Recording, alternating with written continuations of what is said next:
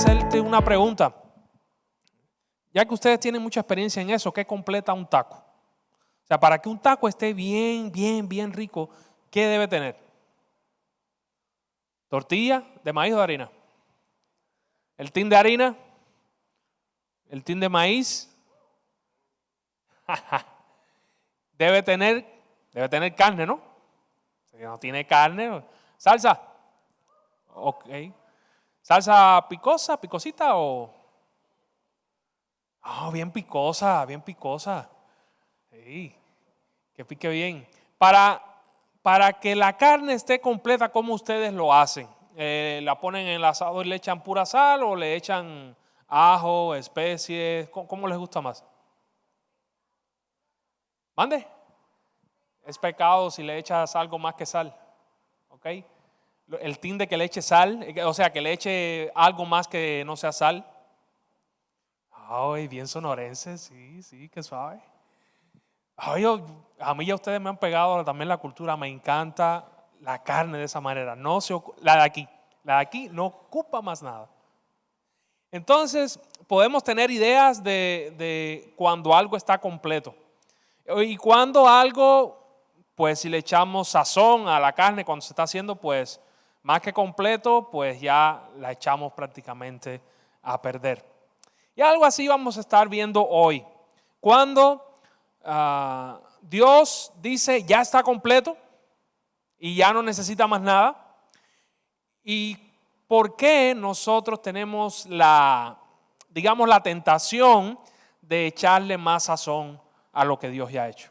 Si ya Dios ha dicho carne y sal y listo, pues a veces nosotros en nuestra vida tenemos la inconformidad de decir, ¿sabes qué? No, va a necesitar algo más. Y a veces lo que echamos es a perder pues el taco o la carne o nuestra vida, hablando para nosotros hoy. Entonces me gustaría que pudieran acompañarme a Gálatas. Vamos a comenzar el capítulo 3, versículo del 1 al 14. Gálatas capítulo 3, versículo del 1 al 14 tiene que ver con esto. Y Pablo les dice o les enuncia 6 preguntas a los Gálatas. Y a partir de ahí nosotros vamos a sacar también 6 preguntas para nosotros hoy, que nos van a ser de utilidad para tener un entendimiento más profundo de lo que Dios ha hecho en nuestra vida.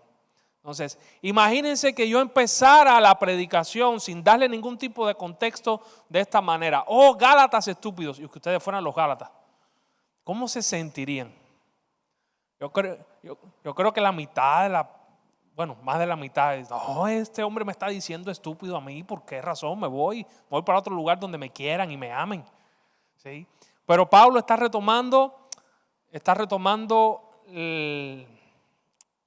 la idea o el carácter o la emoción del primer capítulo, que le estaba diciendo, si alguien predica un evangelio diferente, sea anatema. Entonces, observen cómo empieza el capítulo 3. Oh, Gálatas tontos.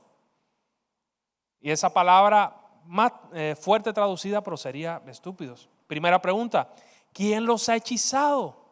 ¿Quién los ha embrujado?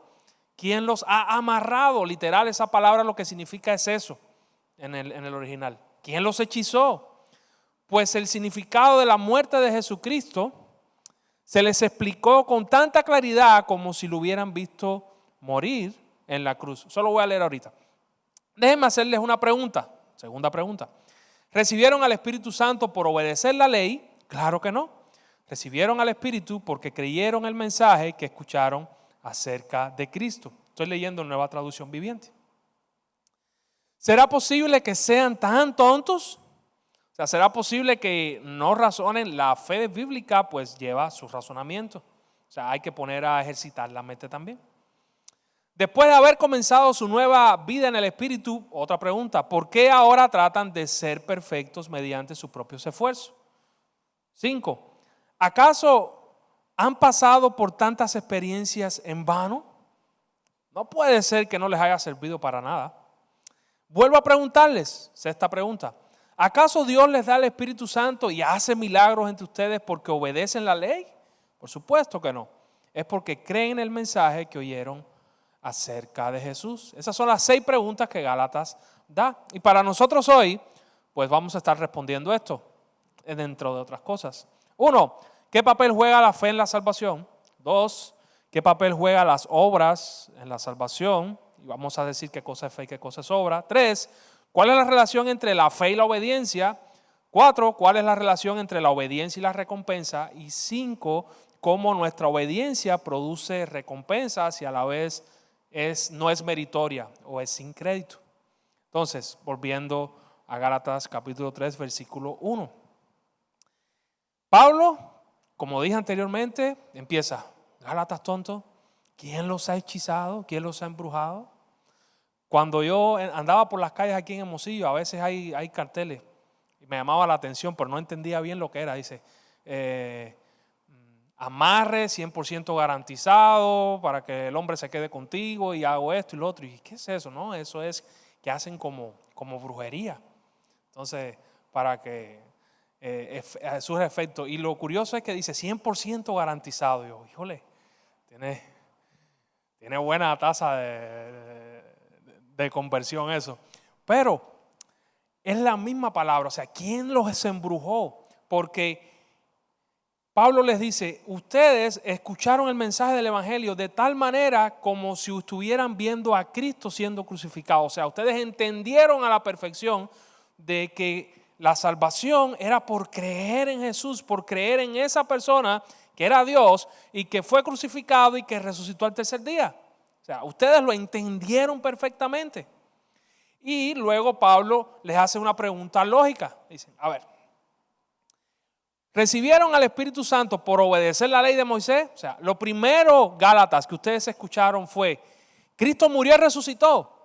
Y si crees en Él eres salvo. O lo primero que escuchaste fue, ¿sabes qué? Tienes que circuncidarte, tienes que guardar las fiestas, tienes que guardar los sábados para poder ser salvo.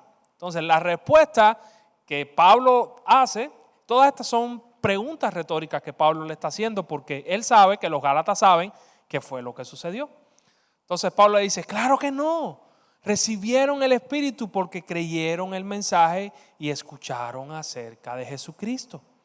¿Será posible que sean tan tontos?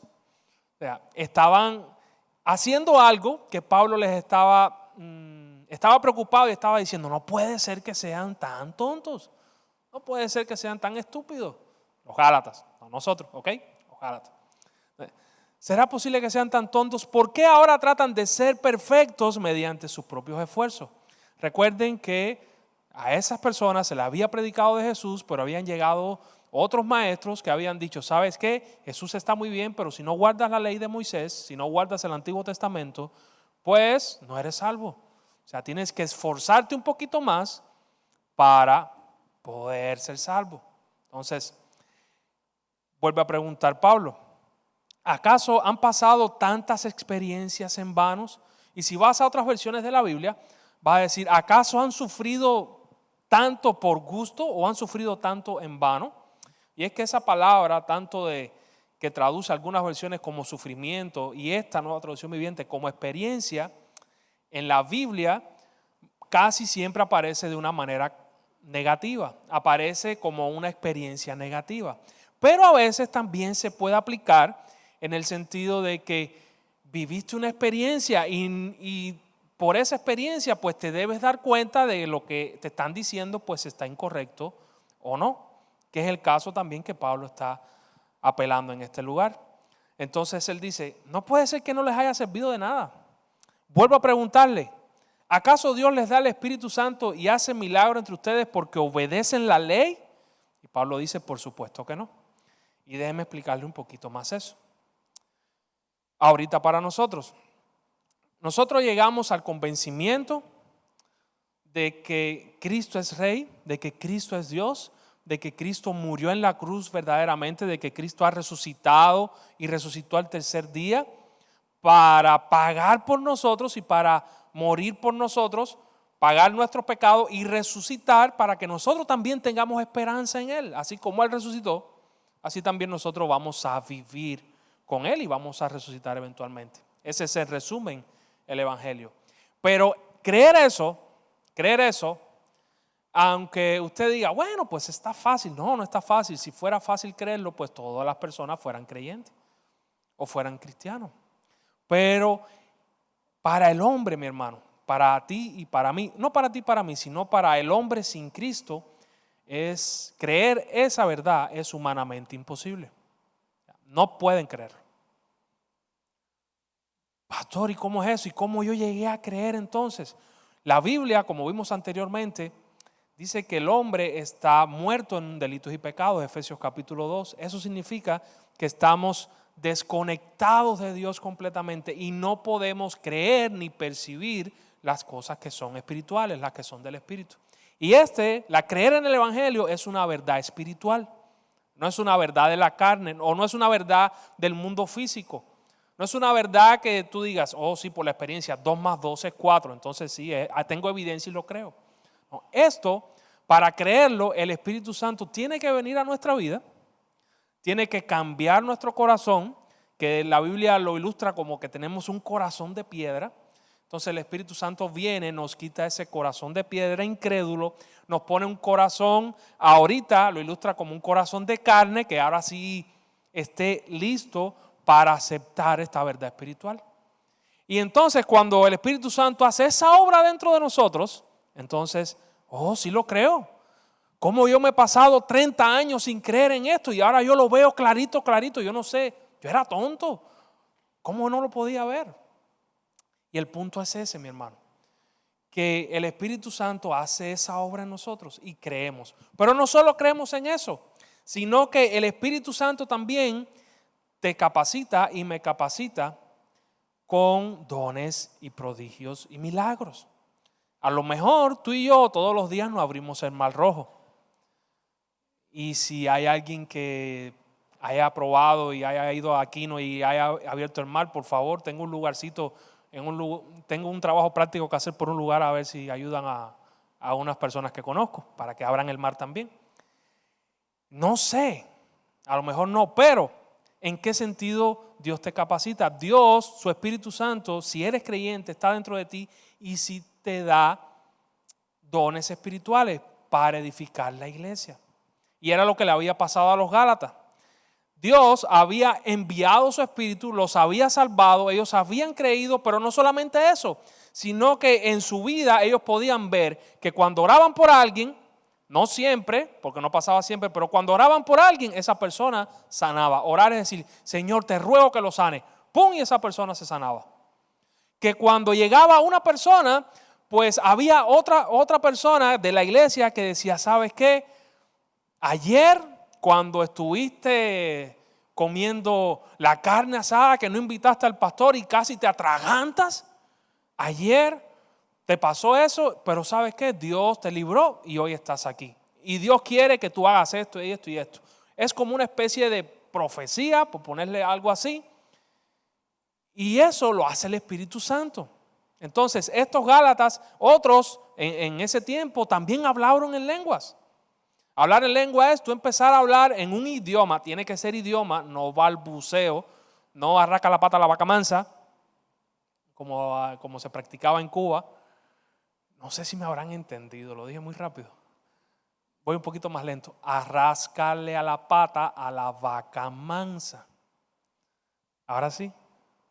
Pero cuando tú dices arrasca la pata a la vaca mansa, tú dices, no, ¿qué está hablando eso? O va. Eso no es hablar en lenguas. Hablar en lenguas es un idioma humano, pero que tú no conoces. Y lo comienzas a hablar y alguien te entiende y te lo interpreta. Entonces los Gálatas estuvieron experimentando dones espirituales, cosas sobrenaturales que humanamente o físicamente eran imposibles. Y hay iglesias hoy que dicen que eso ya no está para este tiempo, pero yo creo que sí, que Dios sigue repartiendo dones de ese tipo, pero con el orden que él dice en la Biblia. Entonces Pablo le está diciendo a esta iglesia, ¿acaso Dios le dio el Espíritu Santo? Y Dios les dio los dones y milagros entre ustedes porque creyeron en Jesús o porque obedecen la ley. O sea, les dio estas cosas porque creyeron el mensaje del Evangelio o por portarse bien, o por circuncidarse, o por guardar una serie de requisitos, ¿por qué Dios hace la obra que hacen ustedes? Y evidentemente los gálatas dirían, no, pues evidentemente nosotros no hemos cumplido la ley como para que Dios nos dé dones espirituales y nos dé milagros. Entonces, Pablo les estaba llamando a la meditación y a la reflexión. Como si ya Dios le dio todas estas cosas, ahora ustedes van a empezar a tomar otro camino distinto. Entonces, les pone el ejemplo de Abraham, versículo 6. ¿Y por qué Abraham? Abraham es una figura muy importante para los judíos, para todos. Él es considerado el padre de la fe. Abraham fue el primero que se dijo que fue amigo de Dios en la Biblia. Entonces, Abraham dice el versículo 6, y citando Génesis 15, Génesis 17, Génesis 12 también, que Abraham le creyó a Dios y le fue contado por justicia. En otras versiones, en Nueva Traducción Viviente, dice, y Dios lo consideró justo a su fe. Y esa palabra, que aquí no se ve tanto, pero ese consideró o le contó por justicia, en el original viene siendo como una palabra que se usa en contabilidad. Es ponerle a la cuenta de uno otra cosa. Es como si ahora yo tengo 0 pesos en la tarjeta y de pronto alguien me pone a mi cuenta, no sé, 10 millones de pesitos, algo así. Entonces, Abraham le cree a Dios y Dios lo cuenta como justo. Lo cuenta como, creíste, pues te justifico. Entonces, así que los verdaderos hijos de Abraham son los que ponen su fe en Dios. O sea, los judíos decían, los verdaderos hijos de Abraham somos nosotros, los de la carne. Carnalmente a lo mejor sí. Pero Pablo está diciendo, los que verdaderamente creen en Jesús, esos son los que son los hijos de Abraham. Son los que son herederos y son juntamente bendecidos en la promesa de Abraham.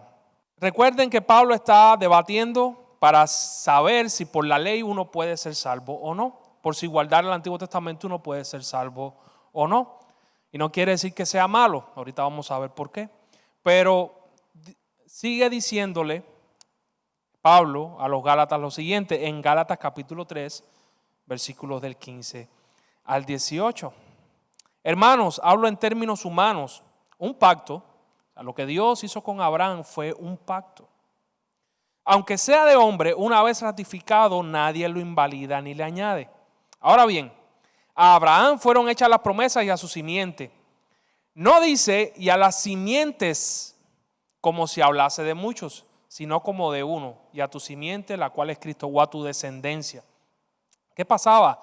Dios en Génesis le estaba prometiendo a Abraham promesas para su descendencia terrenal, con ese, pero prometió cosas específicas para su descendencia particular, que iba a ser Jesús. Es por eso que si leemos el Antiguo Testamento y no vemos las implicaciones del Nuevo, pues nos estamos perdiendo pues el clímax o nos estamos perdiendo la historia. Y Pablo está diciendo, ¿sabes qué? ¿Saben qué? Dios le prometió a Abraham que en su descendencia iban a ser bendecidas todas las naciones de la tierra. Y ahí estamos tú y yo. Ahora, Dios le prometió eso a Abraham 25 años antes de que Abraham fuera circuncidado.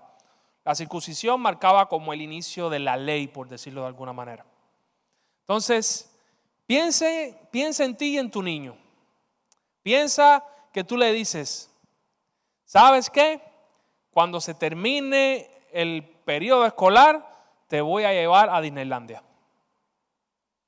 ¿Cuántos aquí le han prometido eso a su bebé, a su niño?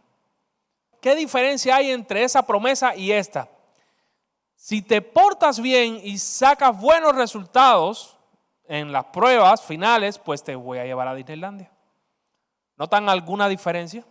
En una, pues tú le estás prometiendo algo y él no tiene que hacer nada. En la otra, pues tienes que portarte bien para poder obtener lo que yo te estoy diciendo. Entonces lo que Pablo le está diciendo fue, Dios le prometió a Abraham antes de que llegara la ley. Y entonces 430 años después, que fue donde se inició la ley, pues no invalida la promesa. O sea, a no ser que seas un mal padre. A no ser que seas un mal padre, cuando tú prometas algo a tu hijo, pues dáselo. Si es sin condición, pues tú dáselo. Dios hizo eso, Dios es un buen padre, hizo eso con Abraham. Le dijo, en ti van a ser benditas todas las familias de la tierra. Y punto. Y después sí prometió otras cosas a sus descendientes, en plural, que eran condicionales. Pero las promesas que apuntaban a Cristo, a Jesús, esas eran, se va a cumplir, se va a cumplir, se va a cumplir. Tanto así, que la gran comisión que tú y yo hoy tenemos, de que Jesús dio a sus discípulos, es el cumplimiento, o es en parte el cumplimiento de la promesa que Dios le hizo a Abraham. Dios le dijo a Abraham, en ti van a ser benditas todas las naciones. Y Jesús a los discípulos le dijo, vayan y prediquen a todas las naciones y enseñen el evangelio y bautícenlo en el nombre del Padre, del Hijo y del Espíritu Santo. Entonces, lo que hoy, cuando nosotros estamos predicando y haciendo la gran comisión, estamos cumpliendo esa promesa del Antiguo Testamento. Es más, voy a seguir, esto ya es Gálatas capítulo 3, versículo 8. Es más, las Escrituras previeron este tiempo en el que Dios haría justo. Recuerden que la palabra justo es como si fuera te declaro inocente. A sus ojos, a los gentiles, que somos nosotros, por causa de su fe. Dios anunció esa buena noticia a Abraham hace tiempo, hace milenios, cuando le dijo, todas las naciones serán bendecidas por medio de ti. Así que todos los que ponen su fe en Cristo, ahí estamos tú y yo, todos los que ponen su fe en Cristo participan de la misma bendición que recibió Abraham por causa de su fe. Es como si en esa promesa tú y yo estamos incluidos también. Estamos incluidos en la bendición que Dios le dio a Abraham. Pero hay un contraste. Ahora Pablo en el versículo 10 dice, sin embargo, los que dependen de la ley para ser justos o para ser aceptados a Dios, ante Dios, están bajo maldición de Dios. O sea, tú tienes el camino de creer en Cristo. Y por el otro lado tienes el camino de salvarte portándote bien. Y ya Pablo está diciendo que el camino de salvarte portándote bien ya está maldito. Ya estás bajo maldición de Dios. Porque las Escrituras dicen, maldito es todo el que no cumple ni obedece cada uno de los mandatos que están escritos en el libro de la ley de Dios. Mi hermano, aunque tú hayas nacido, que no lo es, que no es el caso. Imagínate que tú hayas nacido sin pecado. Imagínate que tú hayas crecido y nunca has dicho una mentira. Nunca has mirado a nadie con enojo. Nunca has mirado a nadie, no sé, mal. Perfecto. Y a tus 30 años cometes un desliz, pues ya esa mentirita piadosa que tú dijiste, te pone por el camino de la ley en maldición. Y no hay vuelta atrás. No hay algo que tú puedas decir, ¿qué voy a hacer para poder recuperarme? En estos días oí a alguien que decía, yo era tan malo que yo decía, no sé, Dios tiene que partirme un pie, arrancarme una mano para que sea retribución por todo lo malo que yo he sido.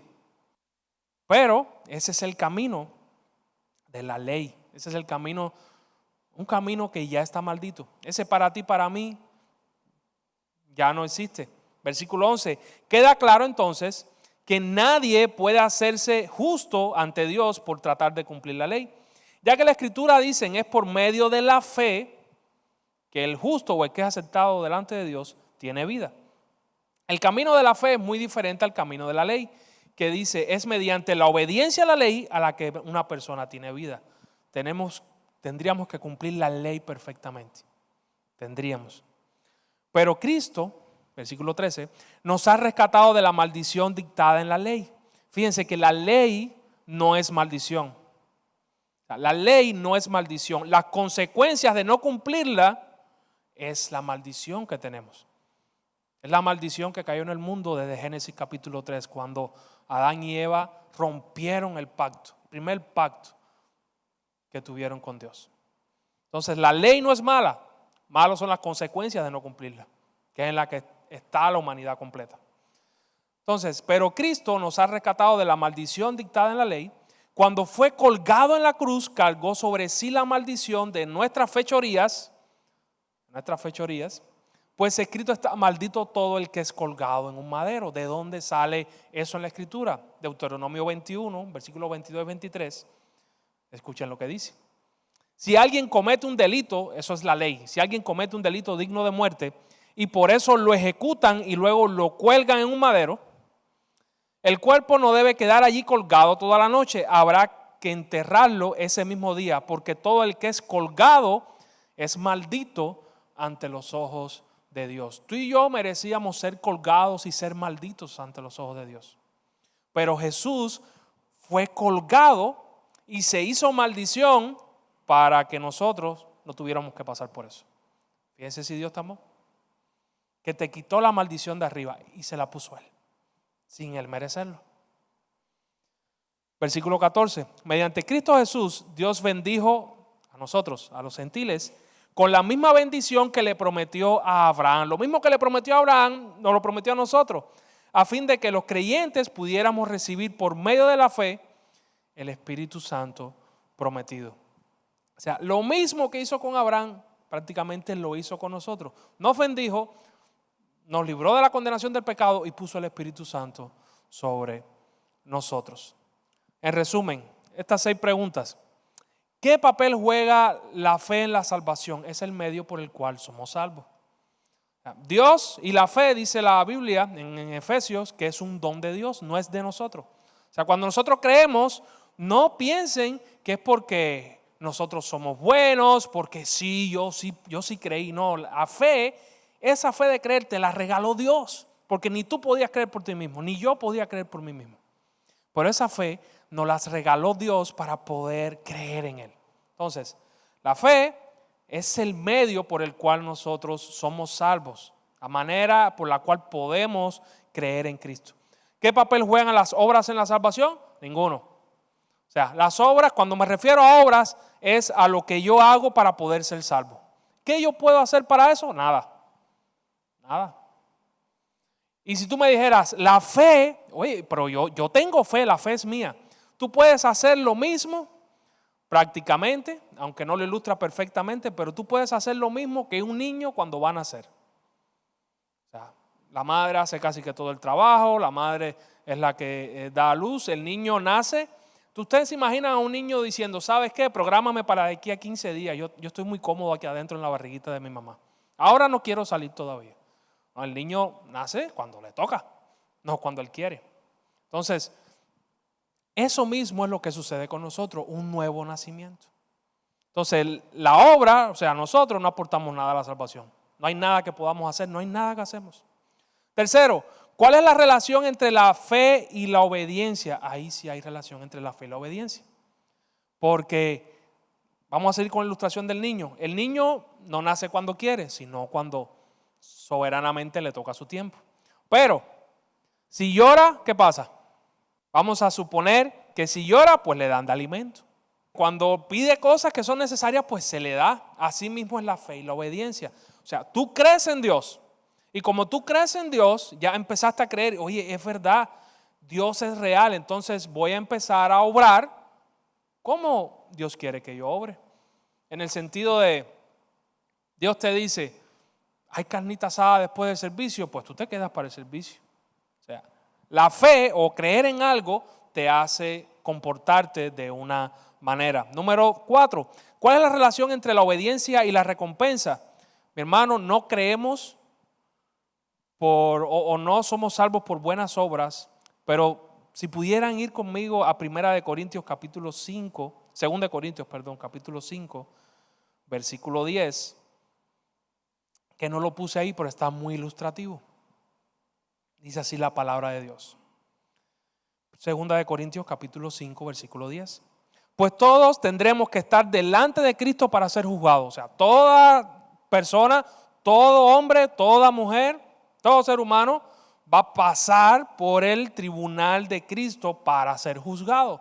Y ese juicio va a ser en torno a que cada uno de nosotros recibirá lo que merezca, por lo bueno o lo malo que haya hecho mientras estaba en este cuerpo. O sea, somos salvos por creer en Jesús, pero esa evidencia de que creemos en Jesús son las cosas que hacemos. Y por esas cosas que hacemos, entonces vamos a ser juzgados. Número 6. ¿Cómo nuestra obediencia produce recompensas sin ser meritoria? Mi hermano y mi hermana, es de gracia o es un regalo la recompensa que el Señor nos da, porque nuestras obras, aún las mejores, no son perfectas. Había un pastor que decía, yo tengo que arrepentirme cuando predico porque peco, yo tengo que arrepentirme cuando me arrepiento porque no me arrepentí todo lo que tenía que hacerlo. O sea, mis obras, las mejores, tienen sentimientos encontrados, tienen pensamientos encontrados.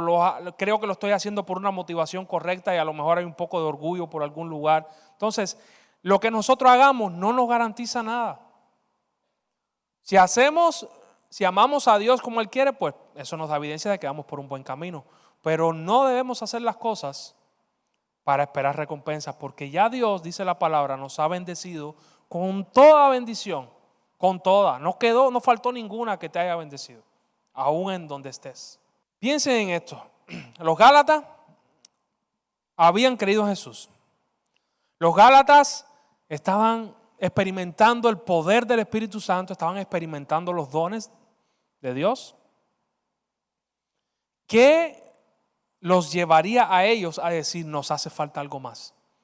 O sea, no estamos seguros en esto. Sí, vemos que pasan cosas sobrenaturales, vemos que Dios nos está ayudando, creemos y vemos el obrar de Dios, pero nos falta algo.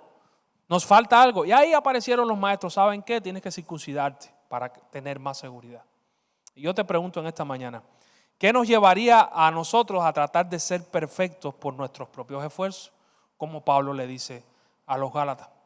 Si ya hemos creído en Jesús, ¿por qué o qué sensación produce en nosotros la inseguridad de ¿no será que nos falta algo más para alcanzar? Y no solamente ahora estoy hablando de este ejemplo de Gálatas y la ley y vamos a circuncidarnos ahora, no solo eso. Esa palabra perfectos en ese versículo habla más de completar algo. Habla de que empezaron bien, empezaron por el Espíritu, pero ahora tratan de completarse o tratan de satisfacer esa necesidad que todavía tienen por medio de sus propios esfuerzos. Está hablando de empezamos bien, pero ahora tenemos que, hacer algo más para garantizar. Esa palabra habla de completar, de terminar, de perfeccionar, de alcanzar una meta. Yo te pregunto, ¿te sientes así? ¿Te has sentido así alguna vez? Te voy a dar varios ejemplos rapidito. Podemos estar tentados a lo mismo, a creer pero intentar completarnos por otra vía. Que no somos suficientes y que necesitamos demostrar lo que valemos para Dios. No solo para Dios, sino para la gente alrededor. Pero también podemos tener en la mira a otras personas y puede ser idolatría. O sea, yo necesito demostrar mi valor ya sea a Dios o a otra persona. Cuando nuestra meta, enfoque y objetivo está en el lugar correcto, o sea, en Dios, todo lo demás se ajusta como una maquinaria perfecta. La fe correcta en el objeto correcto o la persona correcta garantiza la verdadera aceptación de Dios y reordena tu vida. Ejemplo, rapidito. Nos estamos completando a nosotros mismos cuando buscamos sentirnos aceptados por Dios a partir de nuestro desempeño espiritual. Ejemplo, hoy me levanto, oro, leo la Biblia, salgo a la calle, ayudo a una ancianita a cruzar la calle. Hoy Dios tiene que bendecirme, qué bien me siento, soy su mejor hijo, soy su mejor soldado. Y no está mal hacerlo.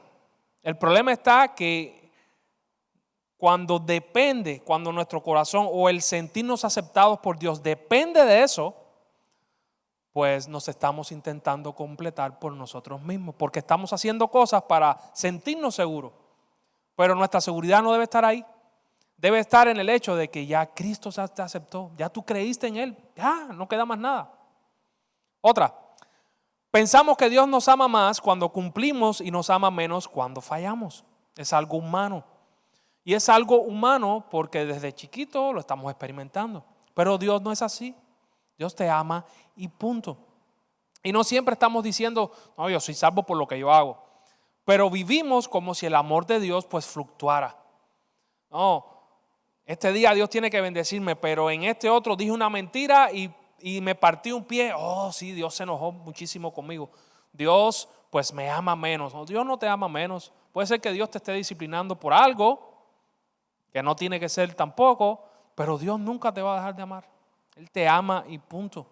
Nunca. Tú puedes contristar el Espíritu Santo, tú puedes entorpecer la comunión con Él, pero les voy a dar una buena noticia. La vida eterna, ¿ustedes sabían que es eterna? Y que empieza en esta tierra cuando crees en Jesús. Si tú perdieras esa vida, pues ya no sería vida eterna. Entonces, cuando tú crees en Dios, el que comienza la buena obra en ti, Él la garantiza y la va a perfeccionar hasta el día de Jesucristo. El Espíritu Santo no se te va, no pierdes la salvación si verdaderamente has creído en Jesús, porque la vida eterna es eterna. Número 3, nos estamos completando a nosotros mismos cuando usamos nuestra imagen pública para construir una identidad que nos haga sentir valiosos, una reputación. Y entonces el problema está que cuando no está mal tener una imagen pública y que tenga una reputación, pero cuando tú lo haces con el objetivo de que necesitas que te validen, necesitan que diga, wow, qué bien predica, qué bien canta, qué bien lo hace. Necesitas que te pongan en un pedestal y te digan, aquí te presento al líder de la alabanza. O necesitas ese tipo de reconocimiento. Estás intentando completarte por ti mismo. Y yo sé que esto es contracultural en todas las culturas porque estamos acostumbrados a yo valgo por lo que yo soy, por el cargo que tengo, por cómo las personas me ven, pero en el reino de los cielos es al revés. Tú nunca vas a valer por eso porque ya eres valioso para Dios. Eso, no vivas para eso, no vivas por eso. Otro, vivimos esclavizados a demostrar que somos suficientes. Cuando tú vives de esa manera, no puedes descansar, no puedes pedir ayuda, no puedes reconocer debilidad, no puedes reconocer que, oye, me equivoqué, perdóname. No, esa frase no aparece en nuestro vocabulario porque queremos probar que somos capaces, que somos perfectos, que somos dignos de respeto, que nunca nos hemos equivocado. Y si lo hacemos, pues muy a la ligerita. Pero eso nos esclaviza. Intentamos completarnos por nosotros mismos. Nos estamos intentando completar cuando convertimos el servicio a Dios en una plataforma para sentirnos importantes. Cuando usamos esto aquí o por allá o lo que sea para sentirnos importantes. Estás descansando en opiniones cambiables de personas que hoy pueden alabarte y mañana pueden odiarte. Si a Jesús le dijeron, Hosana, bendito es el nombre que viene en el nombre del Señor, cuando entró a Jerusalén y después, unos días después, crucifícale. Entonces, y no somos moneditas de oro para caerle bien a todo el mundo. Pero cuando vives de esa manera, pues conviertes el servicio a Dios en un show para que y la idea es, tienen que verme. Entonces podemos predicar, enseñar, cantar, liderar, aconsejar, servir, pero en el fondo estamos usando eso para alimentar nuestro sentido de valor y nuestro orgullo. Nos estamos completando cuando buscamos en relaciones humanas la plenitud que solo Cristo puede dar. Como a Ana le pasó con Elí en el Antiguo Testamento, dame un hijo, si no me muero. O sea, es como si estuviéramos avanzando. Ya tengo esto, ahora mi próximo paso es tener esto. Y ahora mi próximo paso es tener esto. Y ya le caigo bien a fulano, ahora le voy a caer bien a mengano. Y ya tengo el carro del año, ahora quiero la casa. Pero después de la casa quiero el terreno. Y nada me completa. Y te voy a decir algo, nada te va a completar. Nada en esta tierra te va a completar. Solo Jesús lo va a hacer. Pregunta, ¿estoy buscando completarme delante de Dios o delante de los hombres por algo distinto a Cristo? Pablo no está diciendo que el cristiano no debe obedecer, servir, crecer, esforzarse.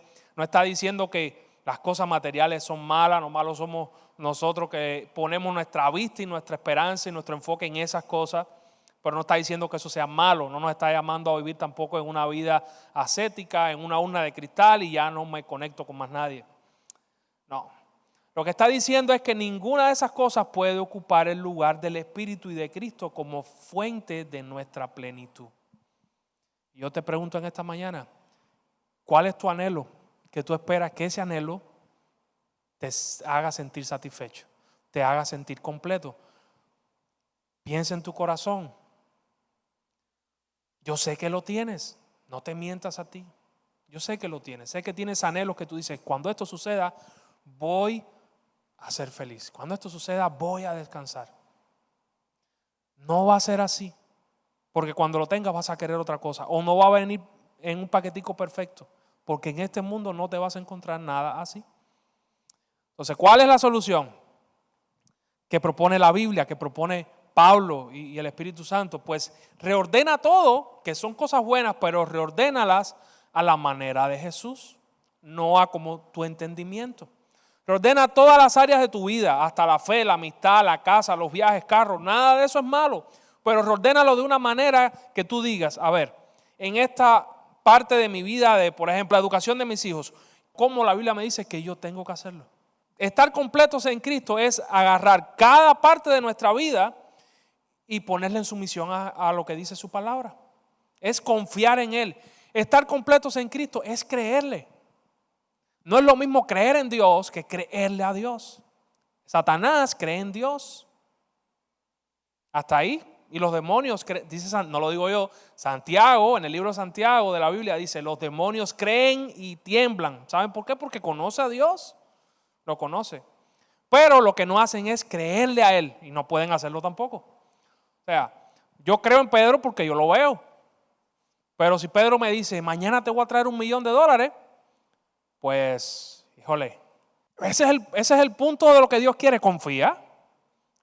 Entonces, ¿qué dice Dios en cuanto a la educación de mis hijos? ¿Qué dice Dios en cuanto a mi salud? ¿Qué dice Dios en cuanto a cómo debo administrar mi casa, mi tiempo con mis amigos? ¿Qué dice Dios en cuanto a los juegos? ¿Qué dice Dios en cuanto a la comida? ¿Qué dice Dios en cuanto al cuidado de mi cuerpo? ¿Qué dice Dios en cada área de nuestra vida? Eso es creer en Jesús. No es solamente venir aquí los domingos, pero no solamente en esas áreas. ¿Qué dice Dios en cuanto a la ansiedad? ¿Cómo yo puedo controlar en Jesús la ansiedad? Que Jesús habla mi vida en su palabra, que digo, ¿sabes qué? Voy a confiar en Él. Voy a confiar en Él. Voy a confiar en su plan. Abraham, de 99 años. Sara, viejísima también de tanto. Llega a Dios y le dice, el año que viene vas a tener un hijo. No, Sara se rió, se burló. Y yo, carnalmente y pecaminosamente, con razón. ¿A quién se le ocurre en su sano juicio decir que a los 99 años alguien va a tener un hijo? No. Imposible. Pero lo que es imposible para el hombre es posible para Dios. Ya la Biblia dice que a Sara se le había cesado el periodo, ya se le había acabado sus óvulos o el proceso, pero Dios hizo un milagro creativo.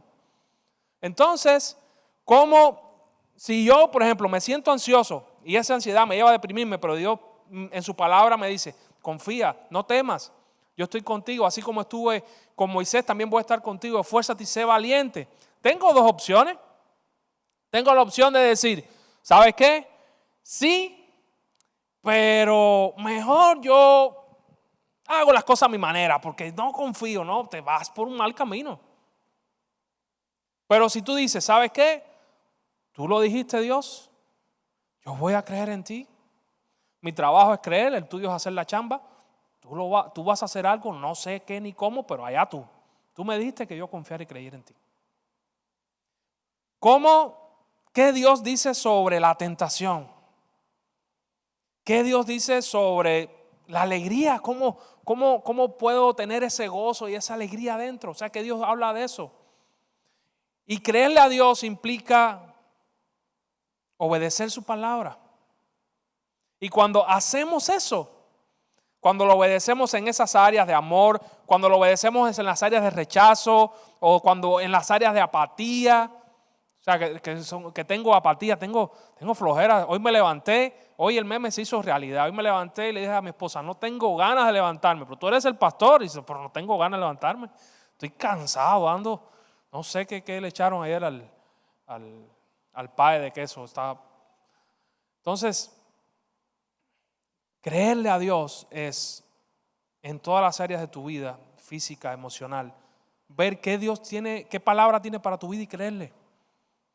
De esa manera, tú y yo vamos a poder estar completos en Jesús. A eso es a lo que Dios nos llama, a ti y a mí. No buscar la plenitud en cosas fuera, poner nuestra vista, nuestro enfoque en eso, sino Dios nos llama a confiar en Él y usar esas cosas para, como buenos administradores, y usar esas cosas para que Dios se glorifique en nuestra vida.